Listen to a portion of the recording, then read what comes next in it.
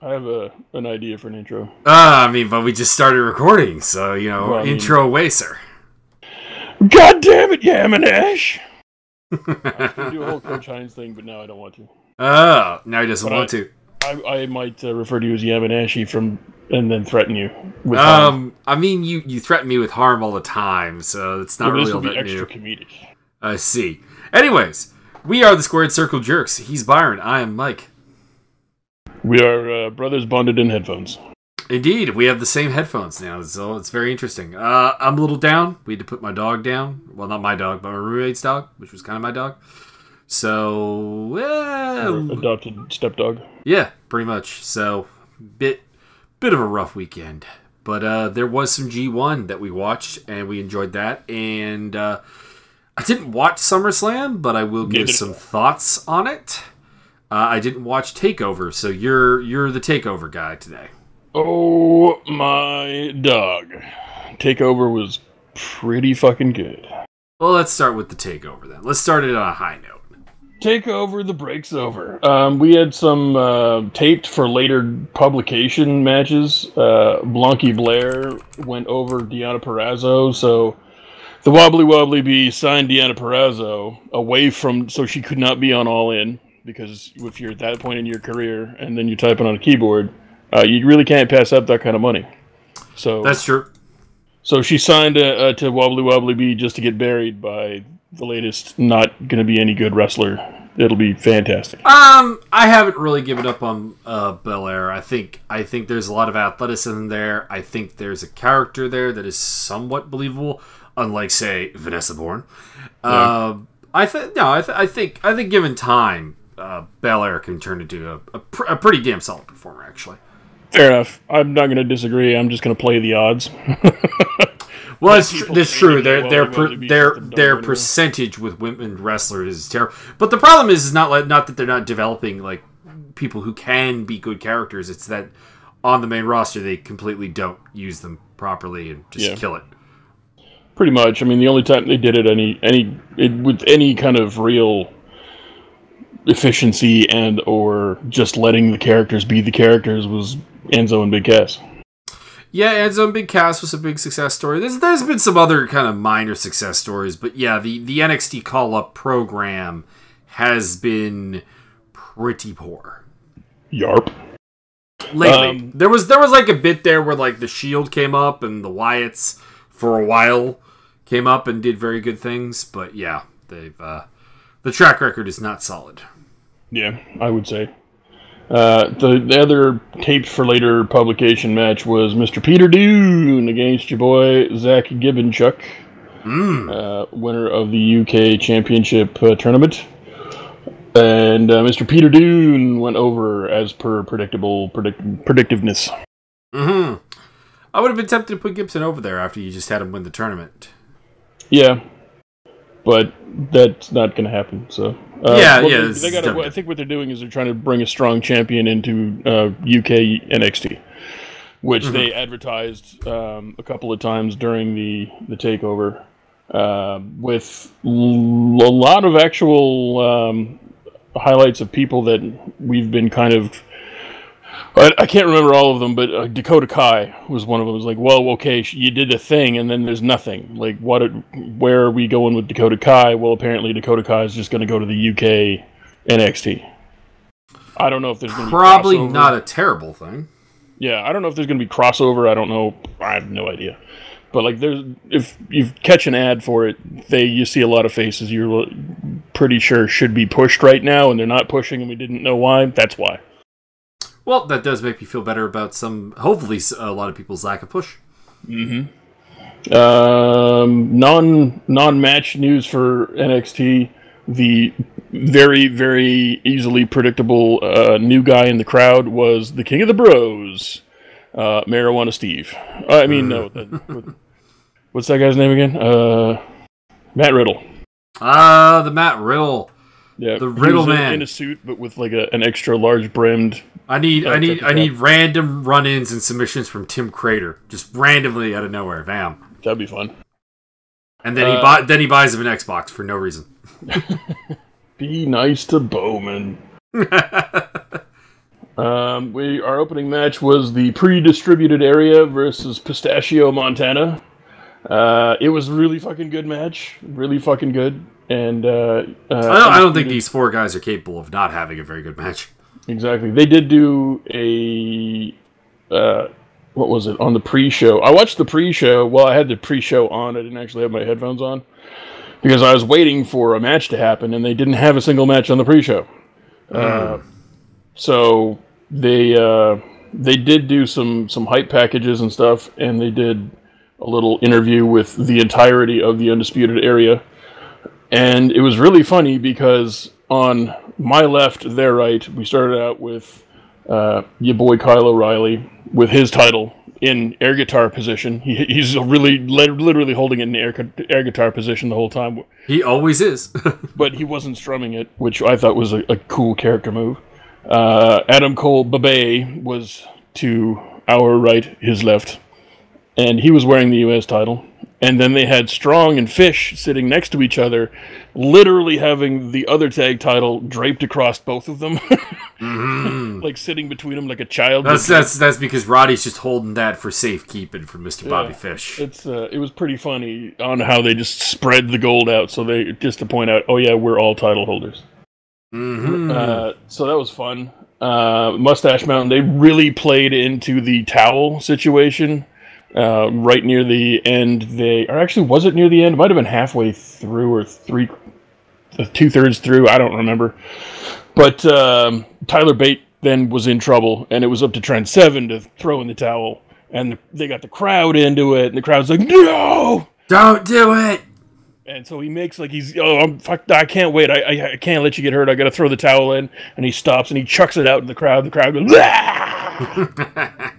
goes, fucking great. The Velveteen Dream versus EC3 match was all right. It was better than any televised main roster match, but it's that's about as good as I can really say. It was a lot of spots, and it wasn't spot and plod like you'd think. It was a lot. It was kind of a double tempo spot and plod match. We're going to do a move, and then we're going to do another move, but not so far into the future, like 15 seconds into the future, not 30 or 40. And so it was all right. Velveteen Dream came out with his sprayed, airbrushed pants on. And of course. On his butt, it said, "Vince, call me up." You don't want that. You don't actually want that. Yeah, apparently he may or may not have, let's just say, some heat now because of that. But then the flip side of the coin was Meltzer. Somebody asked Meltzer about it, and he's like, if the office didn't approve, he wouldn't have been wearing them. Yeah, pretty much. I mean, this is a spray job, tights, airbrushing. One would think someone would have reviewed that. Yeah. The other flip side of that is if he didn't show anybody and just went out, or nobody was looking at his ass. So I don't know. We'll find out, I guess. Velveteen Dream went over in that match. He hit they're calling it the Dream Valley Driver instead of the Death Valley Bomb. I'm fine with that. Yeah, it's pretty good. I don't remember exactly what the finish was, but it was pretty good. And then we had Adam Cole Babe versus Richard O'Shea. One and only Ricochet. See, one and only. And this was also a pretty good match, but it was kind of your typical Adam Cole match where his entrance is great, and then the match starts, and then your attention wanders for a while. I don't know what it is about the first third to 2/3 of an Adam Cole match that makes I think he just takes a little bit to ramp up, it seems. Yeah, that's probably accurate. I just don't know. There's obviously something with his ring psychology that makes me just I know nothing's gonna happen. It's gonna be the work rate's not bad, the technique's good, everything's fine. There's nothing wrong with it. But the psychology, there's something about his psychology that makes I know nothing's going to happen until I start either hearing a certain amount of moves per minute or a certain amount of crowd reaction per move. Then I know I need to go back and pay attention to what's going on in the ring. So I could probably stand to rewatch this match just to kind of refamiliarize myself with the first half to 2/3 of this match. But it all went really well. Ricochet did Ricochet things. Adam Cole did Adam Cole things, and it was awesome. Sounds good. Sounds good. Indeed. We had ya boy, and by boy I mean girl, Kairi Sane defeat Shayna Baszler. I was very happy with that, actually. Very happy. For the fact that a year ago she won the Mae Young Classic tournament and then she wasn't on TV for like 9 months was a bit fucking weird. Or if she was on TV, then she wasn't on TV for, I don't know, usually you didn't see her for more than 3, you could go about 3 months without seeing or hearing about Kairi Sane. It wasn't that bad. Like, the problem wasn't really even her lack of TV time. It was the fact that they'd be like, all right, so Kairi, you're going to go out there, you're going to work with Lacey Evans and Vanessa Bourne and all these ladies that cannot remotely keep up with you. Yeah, there was a bunch of that, but there was also, like, Kairi Sane, like, Shayna Baszler attacked her from behind, like, last October or something? Or was it last September? And then Shayna Baszler went on to have 3 different feuds, and nothing was made out of this feud at all. Yeah. They really backburnered the Kairi Sane feud, which I thought was, I mean,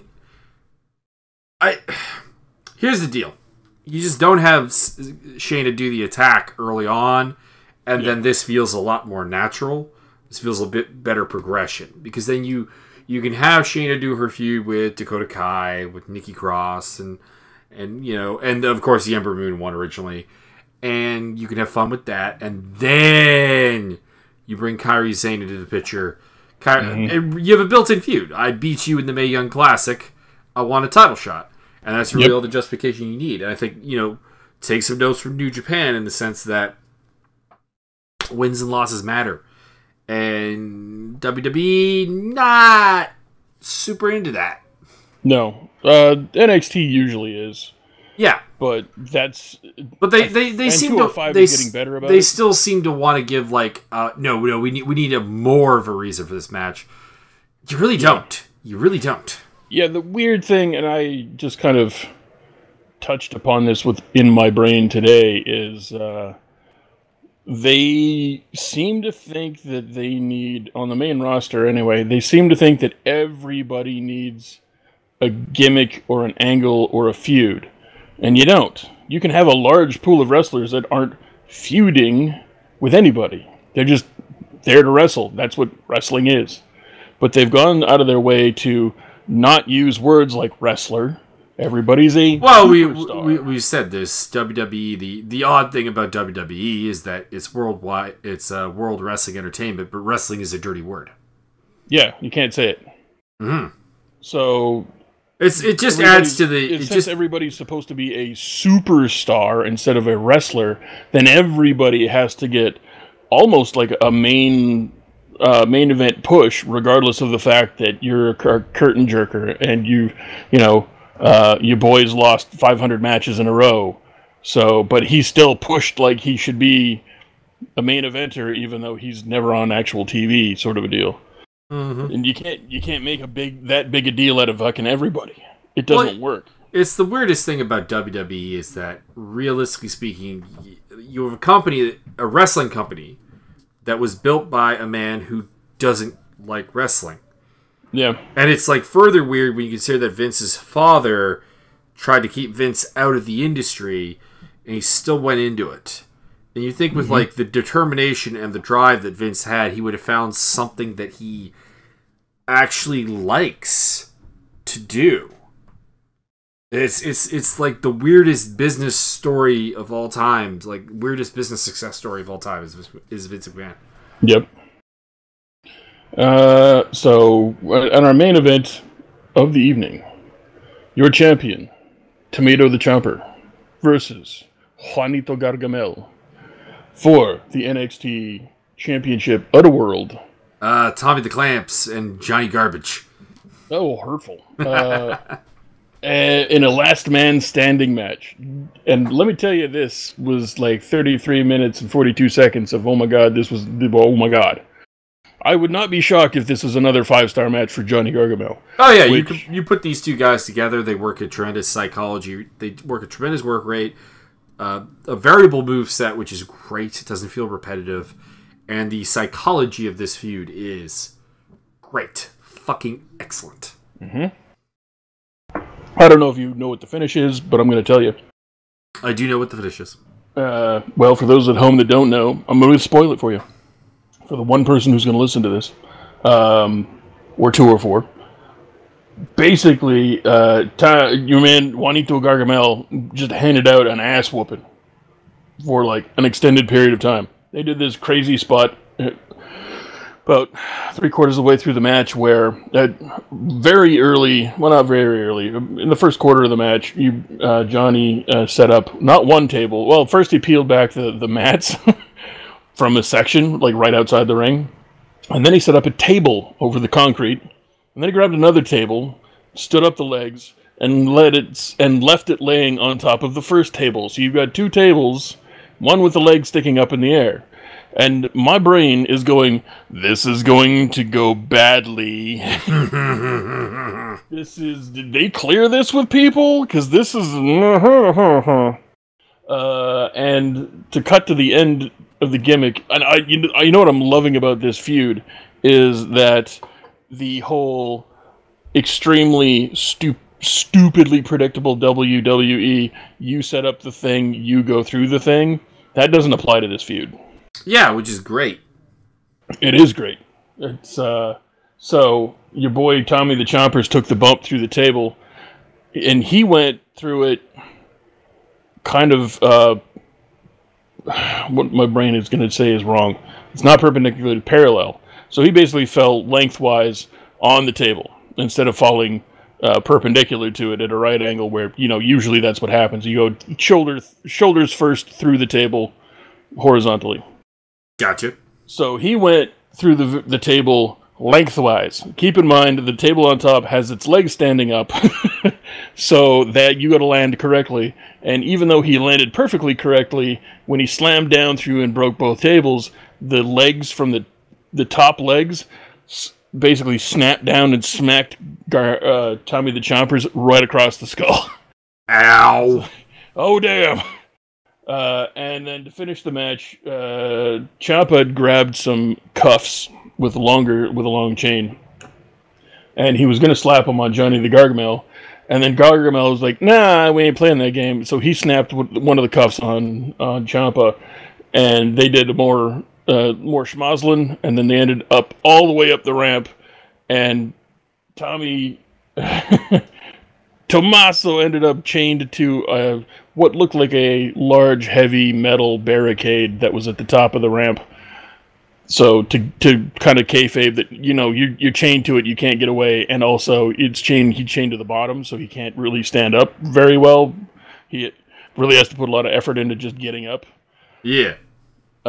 So I was watching this with Jack, and I was like, just fucking kick him in the head. Just stomp him in the head every time he even moves. As long as he's not standing up, you win.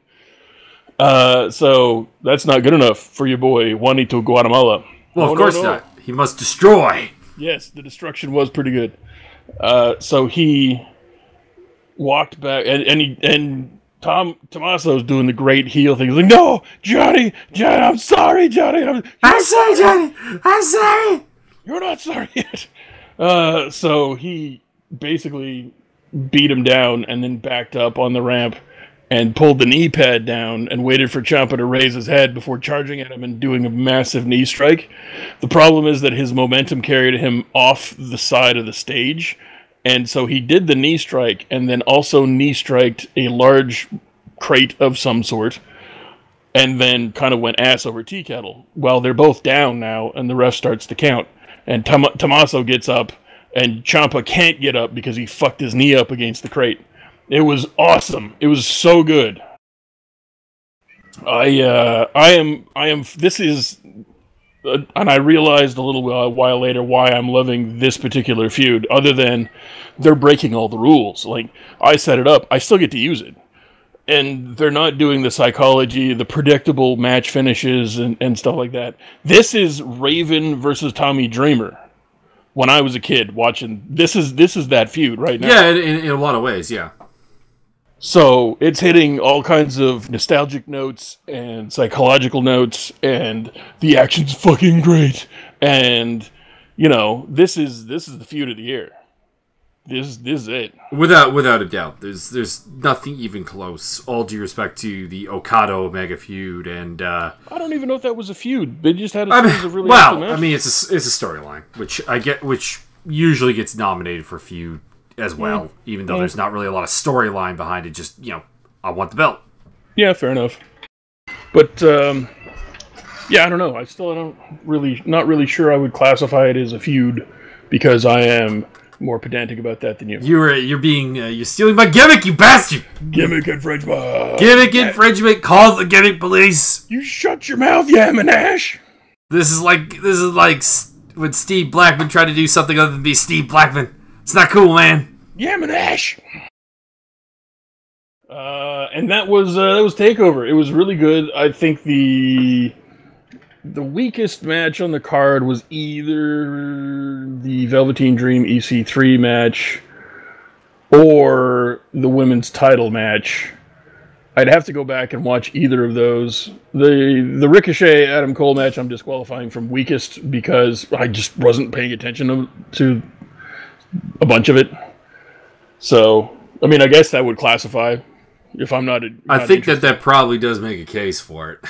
Yeah, it's not that, but the quality of the match wasn't bad. It's just Adam Cole doesn't interest me as a wrestler. That's because you're an Adam Cole hater. Adam Cole hate me.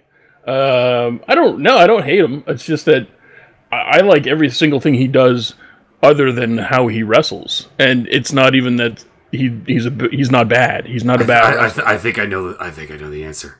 What that is. You secretly, somewhere in your brain, you think Adam Cole is Adam Page. No. Listen, you have not figured out that he can indeed move horizontally. that might be true. I think what it is part of it is that Adam Cole. I think that I really do think I have identified the thing. Adam Cole's not that big. No, he's not. I just don't, and a lot of the smaller guys have a certain moveset, or, a certain way of doing things in the ring, and he doesn't have that. He still kind of wrestles like he's bigger than he is, which is good, but I don't really buy it. Not until late in the match. Late in the match, when he's, everybody's tired, and he's able to do Adam Cole things towards the last third of the match, then I think that's probably what it is.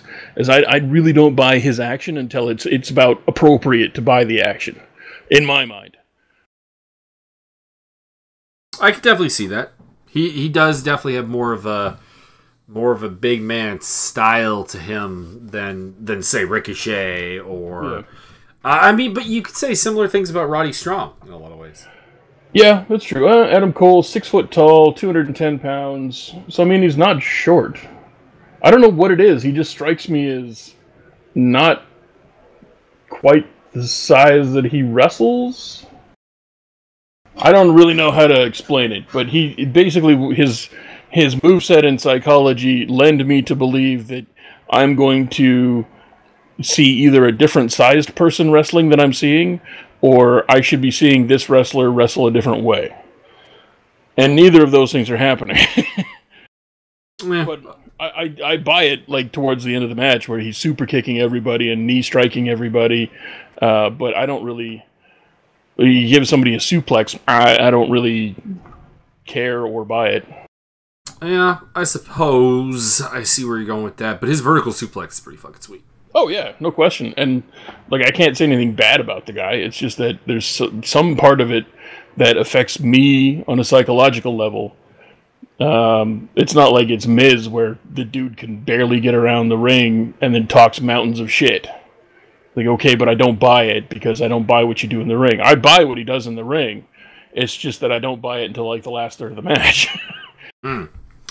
Anyways, let's talk a little bit about SummerSlam. We did not watch it, but I'll quickly run down the results. Squasher Slam! Andrade Cien Almas and Zelina Vega defeated Rusev and Lana. I'm not terribly happy about Rusev losing, but I'm particularly not terribly happy about him losing a 7-minute match. Yeah. The only thing I can really think, and apparently it was totally clean. There was no interference, no shenanigans. Also, for how long a WWE pay-per-view is, there's not a lot of wrestling here. You had a couple of like appropriately length matches. 22 minutes for Rollins versus Ziggler, 22 plus for Joe Styles. That's fine. 23.5 for Miz Bryan. But, like, you got, minute 35, minute 50, under 10 minutes for a tag team title match. Granted, one that ended in disqualification, but under 7 minutes for the other one. Yeah. And then your main event and your co-main combined were 10 minutes and 10 seconds. That's, there's definitely a pacing and time allocation issue here. Yeah, I'm kind of interested to track down the Finn Balor-Baron Corbin match because I want to see what the fuck Demon Balor did to, like, fuck up Baron Corbin in a minute and 35 That was the surprise of the night, so yeah. Continuing on, Cedric Alexander retained against Drew Gulak. They got a little over 10 minutes. Not enough time. Not enough time, but not as bad as some of the title matches have been. The B team of Curtis Axel and Bo Dallas defeated the Revival, and talk about guys who have not been used well on the main roster, the fucking Revival. They are chop guys. They are chop guys. Then on the actual pay-per-view, we opened up with Seth Rollins defeating Dolph Ziggler in a 22-minute match to get the Intercontinental title back. I'm interested in going to watch that. That could be good. I'm not terribly interested. Apparently it's a good match. Apparently Ambrose neutralized McIntyre. I'm kind of interested to see what Ambrose is doing. He's apparently gone into sort of like Nails territory where he's been released back into society and he's a mean motherfucker now. Yeah. So I'm wondering when the I am very down for more serious Dean Ambrose. I'll say that much. Yeah, I'm not into the waggle my tongue around. I was into some of it, but I may be the only one, but I actually really enjoyed him beating up J&J Security with ketchup and mustard. Interesting. That was intriguing to me. The New Day defeated the Bludgeon Brothers, but it was by DQ, so Harper and Rowan retained the titles. Yeah, that tag team division is kind of a mess still. Apparently that was reportedly that was a good match, and they were having a really good match, and then it all just went fucky. And so now everybody hates the match because they could have had a really good one and they didn't. Well, yeah, that's the thing. A bad ending can ruin an otherwise very good match. Mm-hmm. Braun Strowman defeated Kevin Owens in a minute 50 seconds. By the way, Kevin Owens pretty buried at this point. But yeah, good job throwing away the top heel in the company. Well done, people. Well done. Apparently, Braun Strowman then got on the mic and said that he would be ringside waiting to cash in his Money in the Bank as soon as a winner was declared in the main event. Interesting. Then we had Charlotte Flair defeat Carmella and Becky Lynch to become the women's champion on SmackDown. 15 minutes, 15 seconds. Not terrible. Decent match for that. And I hope that Carmella's work was minimal. Yeah, one can hope. At the end of the match, Sprockety Lunch went full ham on Charlotte. So Charlotte's supposed to be the superface, but is actually a heel, and no one's really buying the superface. Yeah. I mean, well, the thing is that you can't be the superface against Becky Lynch. It just it doesn't work. So that's why they instantly tried to do not really a double turn because no one was turning, but they immediately tried to turn Becky heel at the end and make her the bad girl by attacking Charlotte Flair. The problem is that the crowd cheered their dicks off, apparently. The crowd went mental, going, yeah, kick her fucking ass, go Becky! Yeah, it's because Becky is super over his face, probably the most over woman in the company right now. Mm-hmm. And you've not structured a storyline that really gives itself credence to a heel turn. You basically just added Charlotte kind of last, I think, 2 weeks out, they added her to the match. Yep. And like Becky should feel fucked over. Becky should feel screwed. Yep. So yeah, just not booking 101 failure in a nutshell. Yep. Samoa Joe defeated AJ Styles, but it was by DQ, which means AJ retains the title. 2 DQ finishes. Yeah. Yeah, apparently they were, again, having an excellent match, and then AJ snapped, and I don't remember exactly how. It might have, like, just hoofed him in the junk or something. See, that also doesn't really make any sense with AJ's character. What?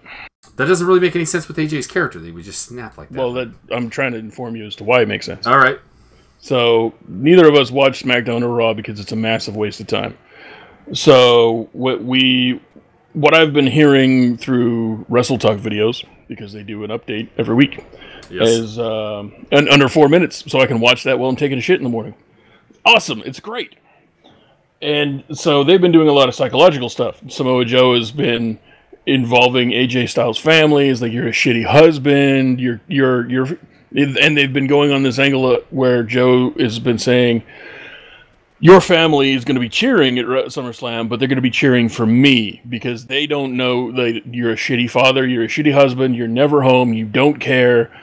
He's got like fake kayfabed up letters, like, please, and he reads this letter out, like, I'm cheering for you. I can't remember exactly the exact verbiage, but it's from AJ's wife telling Joe, please kick his ass so that he can, be home and see his kids. Jesus. Yeah. Oh, it's going deep. And Joe's doing apparently a great job with it. Because Joe does. Joe! Of course it's exactly. Great. So AJ's family was there at ringside, and Joe, I can't remember exactly again what happened, but Joe basically goes over to the family and starts jaw-jacking with them, and AJ comes over, yada, yada, yada. And something happened, and they got the DQ, and then I think I had heard that AJ was actually bleeding, and so he went over back to his family to make sure things were okay, and his daughter like went, ah, and freaked out and didn't want anything to do with him because he's bleeding. But it looks different if you portray it differently, right? Mm-hmm. So, it's all like, Joe's right, oh my God, his family hates him, oh! So they've, on a psychological level, apparently this is could be a runner-up for Feud of the Year if Gargano and Ciampa weren't taking like the first 3 spots. So that's what's going on. So there's going to be a continued feud, apparently, or at least I'm hoping, because it doesn't make any sense to end it now. What also was the deal with where this match is placed? Because you got Miz, Daniel Bryan, and Balor and Corbin, which are non-title matches after it, and the U.S. title match after it. Yeah, this is, again, Vince being a complete retard. And he thinks he needs buffer matches between matches. Not if they're good. Exactly. Not if they're good. All you have to do is make sure your show isn't complete fucking garbage. Also, here's the thing. Here's the thing. Move this to the third last match of the night. You still have your buffer match because Ronda Rousey versus Bliss is not going to be some amazingly technically awesome match. It's going to be... It's 4 minutes long. It's going to largely be a squash. Yeah, and I was going to say, apparently it was just Ronda Rousey beating the absolute bitch out of Alexa. So there is your buffer built in, if you believe you need it. So that's a bit weird. Miz defeated Daniel Bryan, 23.5 minutes. Brass knuckles apparently were used. Yep, brass knucks. That's okay. I'm okay with that. So now, and we were talking about this, and I think that. Well, the original question I posed was, if Daniel Bryan loses, does that mean automatically that he's not re-signing with the company? And, or, depending on what happens inside the match, like, does that skew the theory one way or the other? So now that we know that A, Daniel Bryan didn't win, but B, it was shenanigans. So, are they, A, is he not re-signing and somebody actually has a brain in their head and doesn't want to make him look like a complete asshole on the way out, and is actually willing to do the right thing, for fuck's sake? That seems unlikely, because Vince would put a stop to that. Yeah. Or does the gimmickry mean that he is definitely re-signing, and that they'll have a continued feud? Not that I don't even really want a continued feud. I want a blow-off match to the stuff that's already happened. It's kind of weird because I thought that if he was going to re-sign, that this was going to be the blow-up match because you don't have a big pay-per-view to really handle this. Yeah. Because I mean, this is a blow-up. This is a blow-up that largely has to happen at Mania or SummerSlam. Like those are the only. Well, what about Hell in a Cell? Places. The gimmick-wise, concept-wise, yes, but in terms of the buy rate and the hype factor, no. I don't know. I would disagree based on the fact that if you're not a complete fucking moron, you could instantly sell way more buys for Hell in a Cell based on this feud. Yeah, but this is WWE. Yeah, so they're complete morons and they don't know how to make fucking money off of things that they're doing. Yeah, like I don't trust them to invigorate a pay-per-view off of a match between these two because they never do. That is correct. We had the Balor Demon squashing Baron Corbin. Very interesting. Kind of really intrigued to see what happened there. Yeah. Nakamura retained against Jeff Hardy in a match that I hear some people saying very good things about and some people saying very bad things about. So that's I think Randy Orton came down and did something, and of course nobody fucking gives a shit about Randy Orton, so why fucking bother? Yeah. There's more talk about the Hardy Boys. Mm-hmm. Matt's, of course, put up some vaguely esoteric stuff on Twitter about, well, he basically came out and straight up said, hey, my lower back and pelvis are fusing up. But he's also put out some really cryptic stuff about maybe he's just straight up retiring, maybe he's just, or maybe this is just more Matt marketing himself, or nobody's really sure. And there's been talk about Jeff Hardy working very injured lately, and he was already out with a big injury for like most of last year. So what are they thinking? What was the contract they signed? How long are they there for? Are they going to continue wrestling after this? Are they going to work limited indie dates, which would be the best idea? It wouldn't surprise me if they kind of went into largely retirement. These are two guys who have really done some terrible stuff to their bodies. I mean, when you consider it, their careers very largely parallel Edge and Christian in terms of timeline. Mm-hmm. And both Edge and Christian are retired at this point for medical reasons. So the idea that the Hardys, who were bigger risk takers, would be retiring in the very near future is far from far-fetched. And completely interesting, because you'd think that those two guys would have been retired first. What's the timeline difference between the Hardy Boys and the Dudleys? Because the Dudleys were around longer. Well, the Dudleys have been around longer, and also the Dudleys, despite the tables and everything and the ECW background, ironically work a much safer style. They also went on hiatuses a couple of times to just kind of relax and chill. Plus, bigger bodies. You know, that's always been a thing that has helped longevity in a lot of ways. There is more padding to take the bumps. I'm just looking at debuts. There's only like a 3-year difference in debuts between the Dudley Boys debuted in 91 and the Hardys debuted in 94. So that's interesting. Yeah.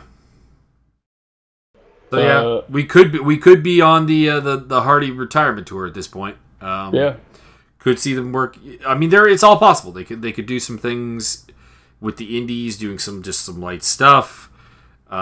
They could go back to Impact Wrestling if they wanted to, because it seems like they have a good relationship with Don Callis. So that could be. Yes, that's absolutely true. I'm just looking here. Was there an official... Okay, so the Dudleys as a team formed in 96. I'm just trying to look up when Bubba Ray debuted. 90. So they both debuted in 91 and teamed up 5 years later. And and then the Hardy Boys have always been a fucking tag team. So it's kind of interesting. If the Hardys are in the business for a little bit longer, they will have had the same kind of career path or career longevity as the Dudleys. And if they're smart about it, they could just work limited indie dates or limited Impact dates for the rest of time. Now, it'd be interesting if they go back to Impact, because Borash now works for NXT. Yeah. So... Well, and you gotta also think that, like, how happy has Matt Hardy been with... Like, he was given some creative control with the Woken Matt character and to do some things, but it didn't really go anywhere? Yeah, well, it's contingent. You can do whatever you want, and it seems as though he can get as big a crowd pop as he wants to get, yet nobody in management's going to do anything for him. Like, yeah, they put the belt on him, or they put the tag belt on him, but he had to get, like, a partner. They quickly took his one-on-one gimmick and made it into this tag team gimmick, which would have been great if they could have gone anywhere with it. Tag titles aside, I mean... That and, frankly, tag team wrestling in WWE is dead. As we talked about with the tag matches earlier. Yeah, and you notice that the best tag team on the roster isn't even there. The Good Brothers not around. Yep. Well, they've had nothing done with them the whole time. We've talked about many times that they should just go back to New Japan. Yeah, I would love... and we've also said, if you're getting all of the money in the world and they're not using you, fucking stay. But if they're career, like, legacy minded or something like that, they should totally just go back to New Japan. They could work Ring of Honor and New Japan. They could do shit, dude. They could be international just like everybody else that's not in WWE. It's a wonderful time to be alive. Yep. Ronda Rousey squashed Alexa Bliss. We talked about that. There's some talk about they're going to try and do Ronda Rousey versus Nikki Bella at some point. Yeah, the Evolution pay-per-view. That's an extremely tone-deaf decision if they do that. Yeah, let's have Ronda Rousey wrestle somebody who couldn't barely wrestle in the first place. Yeah, no. Frankly, here's the thing. Should Nikki Bella be on the pay-per-view? Maybe. I guess... this has been the thing that they've always said. Nikki Bella started a women's revolution. They try to give her and Stephanie McMahon a lot of the credit. I'm like, Nikki Bella did, for all the wrong reasons, start a revolution. You are so bad. We do not want to see you. Yeah.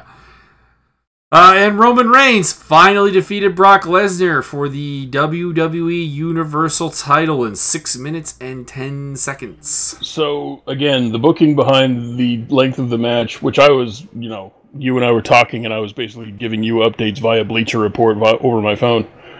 And so I didn't see any timestamps until, much later. And I was confused, but then the good old boys from Wrestle Talk come through. SummerSlam in 4 minutes, approximately 4 minutes, which is better than watching it and taking 9 hours of my goddamn time. And so, as previously stated, Brownie the Strongman had said, I am going to take my fucking briefcase and sit ringside, and as soon as one of those motherfuckers gets a pin, I'm cashing in, and we're going to have it on. And I'm going to get that title. And so they immediately, apparently, they had Roman Reigns and Lesnar did a bit of a match, and then Lesnar got an upper hand, went outside the ring, beat the donkey piss out of Braun Lesnar. Braun Lesnar. and then fucking chucked the shit out of the briefcase, threw it, I don't know how far. Apparently he threw it very, very far, so that he couldn't cash in. And then when he got back in the ring, Roman hit him with one spear, 1, 2, 3, and done.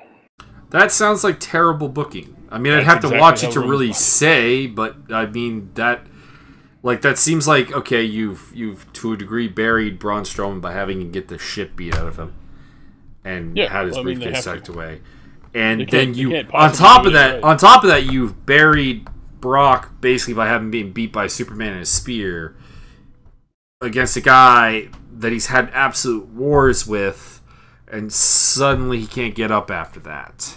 Yeah. I guess you put Roman over strong, but it's too late for that.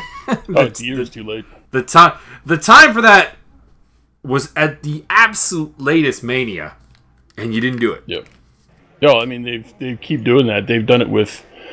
they had all the money in the world with Nakamura, pissed it away. They had all the money in the world with Asuka, pissed it away.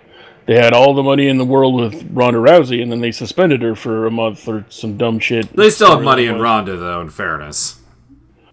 Here's hoping. But they had momentum, and now she has a title with no momentum. Yeah, but with Ronda, I think the fact is that she's still pretty limited in what she can do in the ring. Like, she's a fantastic grappler, but that doesn't necessarily translate. Yeah. So keeping her off TV and exposing her as little as possible is not necessarily a bad idea. I guess. So let's talk G1. Make it say. So we're talking about the July 19th, 21st, and 22nd shows. We kind of accidentally skipped the 20th show and just kind of looked at it and really decided we didn't particularly have a desire to go back and watch it. Yeah, I went back and watched Vacation Okada versus Hangman. Yeah. And that is a great match. I don't know, great. It was a really good match. So really go back and people watch Okada versus Hangman because it's a good time. So on the super vacation. So on the 19th, we had Michael Elgin versus Hangman Page. This is pretty good. Pagey. This is very solid. Pagey! We had Yoshihashi versus Evil, which we did not watch because we are thoroughly uninterested in Yoshihashi. Correct. We had Makabe versus Suzuki. I did not really much care for this match. King Kong got the win. We'll go with that. Yeah. It was all right. It was fine. It was your standard. We're gonna beat each other the shit up, and then at the end, Makabe hit a flying knee strike followed by an actual King Kong knee drop. So it was. I mean, the finish was good. Finish was really good, but up until that point, I was not super into the match. It was more of what we've seen a lot of from Suzuki and Makabe for better or worse. Bad Luck Fale defeated Okada. This was about as good of a match as you're getting out of Bad Luck Fale with his size. Yeah. And Switchblade Jay White defeated the ace of New Japan, Tanahashi, with a Blade Runner. And I'm still trying to figure out what is missing from Switchblade Jay White's game, because when I think about the individual things in his game, the character work, the psychology, the in-ring work, it's all actually good, but the package doesn't come together quite like you'd want it to. Yeah, I don't know. Maybe it's kind of the same thing with Adam Cole. It's just I see all the pieces, but at some point they're not coming together. But he did get a great match out of Hangman Page back for the title. So hey, there we go. Then on the 21st, we got Yano versus Ibushi, and this was fucking great. I love this match. Toru Yano's seriousness, but still pulling the pads off of everything, and Ibushi pulling the pads off. And there was tape, and Kota had no hands. Kota had no hands there, and eventually Yano's stole the win with a low blow while the ref wasn't looking, and not so clean Yano has returned, perhaps. Enjoyable. And then I really enjoyed Sonata versus Zack Sabre Jr. There's not a lot of spots to talk about, but it was actually very amusing to see Sonata kind of just like chain grappling with Zack Sabre Jr. I think that was surprisingly good. Yeah, I enjoyed it a great deal. This is the Zack Sabre Jr. that I want. I want a dynamic grappling style. I want attacking and defending and continual movement. Maybe not totally continual, but more than just grabbing a hold and holding it, and then eventually the guy tries to fend him off with one arm. It's like, oh, now I have two holds.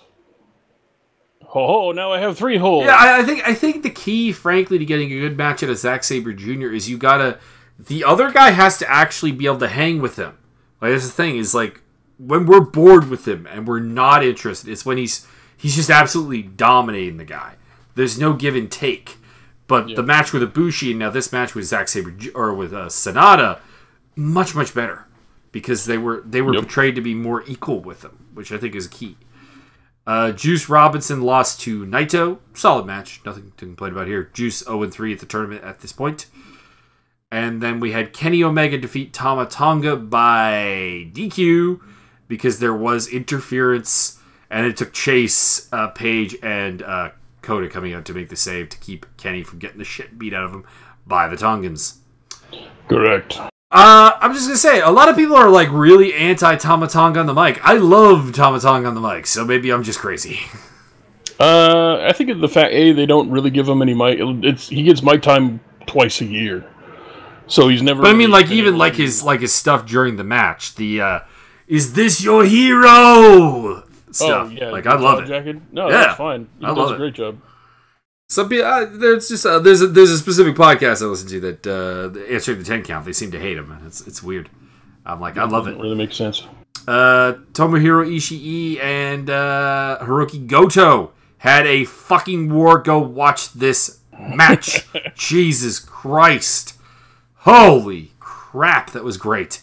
Mm-hmm. Ishii eventually coming out on top over Goto in the Chaos Badass Battle of the Century.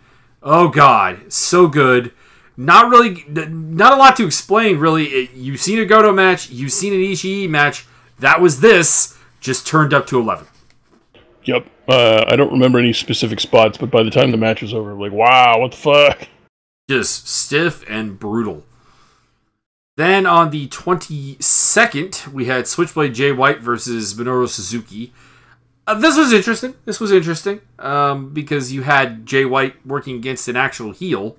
Mm-hmm. And that was a very weird dynamic, and the crowd really didn't know what to do with it. And that's good. The weird thing is that the crowd actually started to cheer for kind of both guys eventually.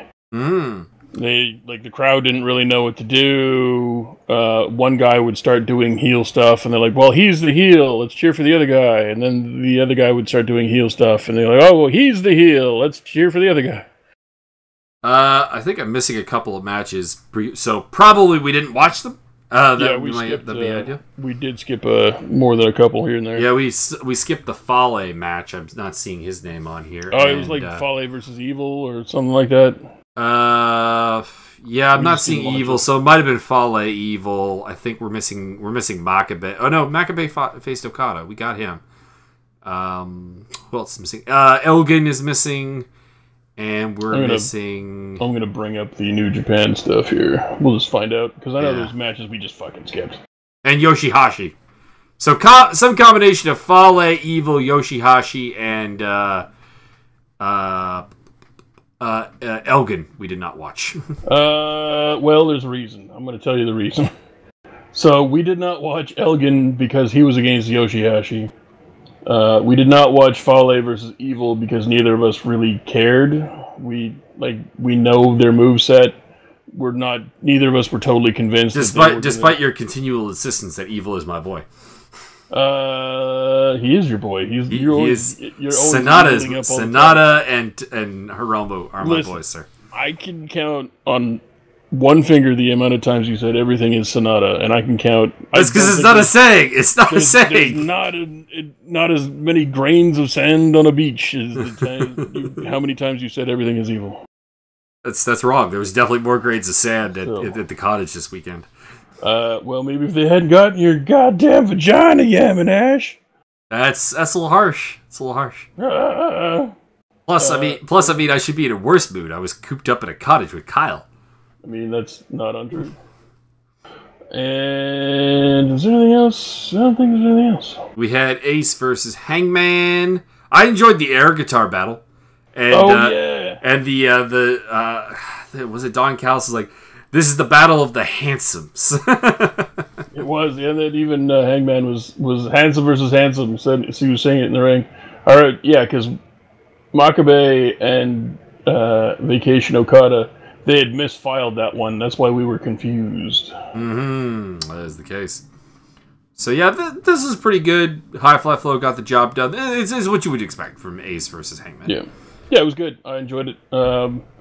Again, I would say go back and watch Hangman versus Okada, because Hangman was basically doing the same thing that your boy fucking Brain. Come on, Brain! I'm looking at his picture right now. Tama Tonga was like, "This is your champion. This is the guy." And so Hangman Page was. Nope, I seem to have lost you. Doing a lot of that, and Okada's like. We have warbling Byron. Oh, my download is something updating. It must be. That's all right. Okay, everybody, good night. There we go. Then, yeah, we had Okada and Makabe was the main event on this one. So many balloons, and Okada did bonk Rocky Romero in the head with a balloon. He did. He bonked him. Like, you could hear it very loudly on the microphone. It was fantastic. It was interesting to see Okada go for the chain. That was interesting. Mm-hmm. And then DDT and Togi Makabe on the outside. But didn't Makabe go for the chain first? And then Okada's like, "Oh, motherfucker!" No. Okada definitely went for the chain first. He and then Makabe grabbed it from him and kept him from using it, and then got DDT'd on the outside. Oh yeah, right. The fans got really behind Makabe. This is an interesting time in Okada's career because, like, is this a heel turn or is this what is this? If it is a heel turn, it's the only heel turn that anybody's done correctly in a long time. Yeah, well, no, I like that. There's a gradual build-up. There's a couple of losses there, so you have some good motivation. Mm-hmm. Supposedly, he's going to fire Gato from being his manager at some point during this whole thing, so that's well, they made some sort of announcement. I think they did a joint announcement that Gato would no longer be accompanying him to the ring. Other than that, I don't know. We'll see where this ends up going, because heel Okada could be intriguing, because they could use a big heel in New Japan, if we're being honest, because we've talked about this. You can't really turn Tanahashi heel. It's not really possible. Omega's recently gone face. Naito's relatively face. And then, of course, your heel factions are Suzuki Gun. Minoru Suzuki is not a top heel anymore. There was a time when he was, but not anymore. Everybody loves Naito. And then you have the Firing Squad, which kind of lacks that big top line heel. Mm-hmm. So, heel Okada leading to a Chaos faction that's back to heel, that could be interesting. I would be interested. Now, what happens if, like, Jay White becomes the face then? Oh, God. So, anyways, that was the G1 that we've watched up to so far. We're going to bring you more of that next weekend, as well as, of course, Lucha Underground. See. And NXT, if we decide, we might skip NXT this week because it's probably going to be... It's going to be the recap very, show. Very recap-y. It's going to be the recap show. They're going to have maybe a half a match, and they're probably going to put the Deonna Purrazzo burial on there, and then that's it. Losing to Bianca Belair is not a burial. It depends what they do with her after this. Because if she ends up with, like, the Dijak treatment, I'm going to be fucking disappointed. Yeah, let's not put her on TV for a year. Which, if you again, I'm incredibly disappointed with the whole Donovan Dijak, Chris Dijak stay in NXT.